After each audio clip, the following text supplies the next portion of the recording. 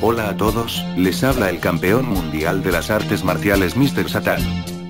Como seguidores de Dragon Ball, nos hemos percatado que en distintos capítulos, o incluso dentro de uno mismo, los dibujos de los personajes presentan pequeñas diferencias en sus rasgos, pero en ocasiones, grandes diferencias que nos hacen pensar que quizá haya habido algo mal durante la producción. Existen 5 factores importantes para saber la razón de esto. El primero es el presupuesto reducido.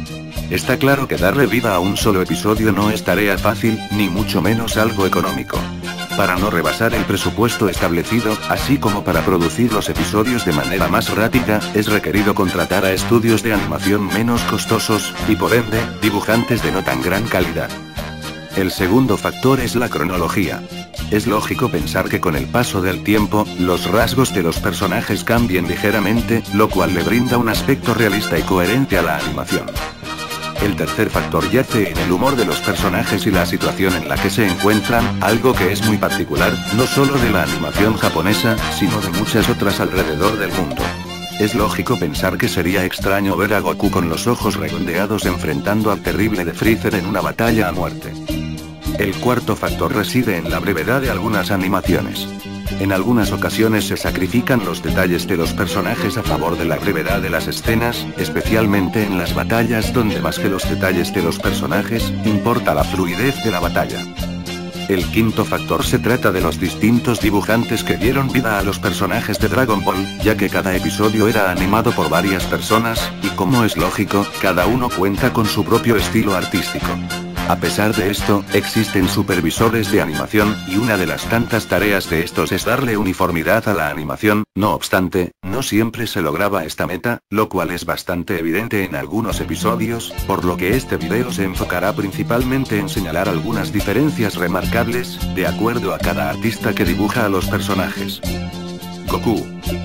En esta imagen comparativa, podemos ver a Goku en la manera en que fue dibujado por distintos artistas, pero haré énfasis solo en los rasgos más peculiares.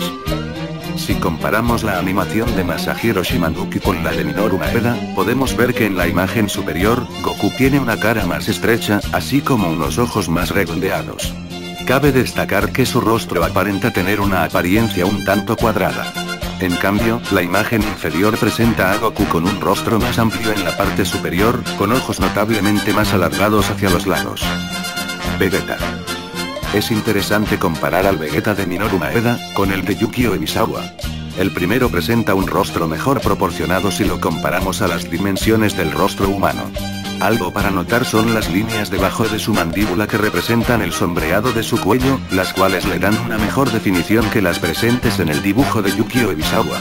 En el Vegeta de Ebisawa, notamos que la parte inferior del rostro de Vegeta es más delgada, dándole un aspecto incluso frágil si lo comparamos con el Vegeta de Maeda, que en mi opinión, es de más calidad.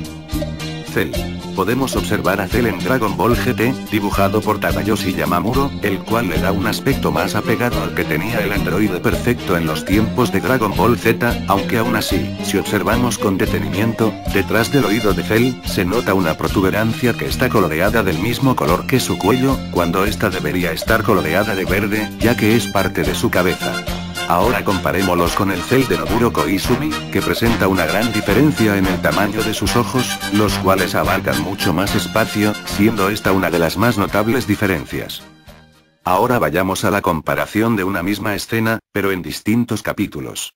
Esta escena, por Katsuyoshi Nakatsuru, presente al final del capítulo 120, nos muestra a Trunks cortando en dos a Mecha Freezer. Creo que no es siquiera necesario remarcar las diferencias, puesto que la imagen habla por sí sola, comparada con la de Yukio Ebisawa, que se ve opacada por la falta de detalles en comparación con la primera.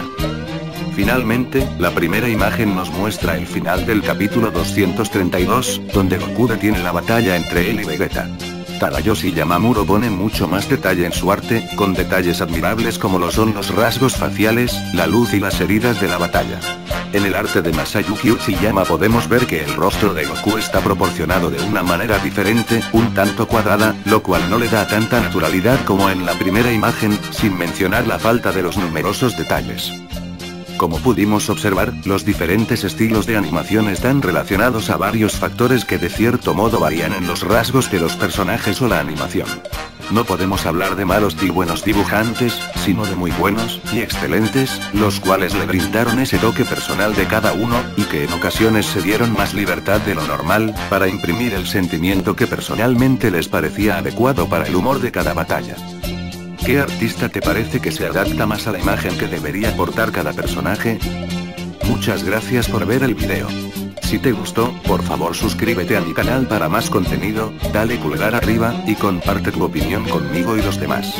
Mando saludos a Eduardo Sánchez, David Ángeles, Diego Perozo, Luis Sayan 12, Gogeta 666, Paco Lozano Salazar, Juan Sebastián Acuña Tellez, Adrián Llamas, Soul Kira, y Roxana Burgos Coloma. Hasta el próximo video.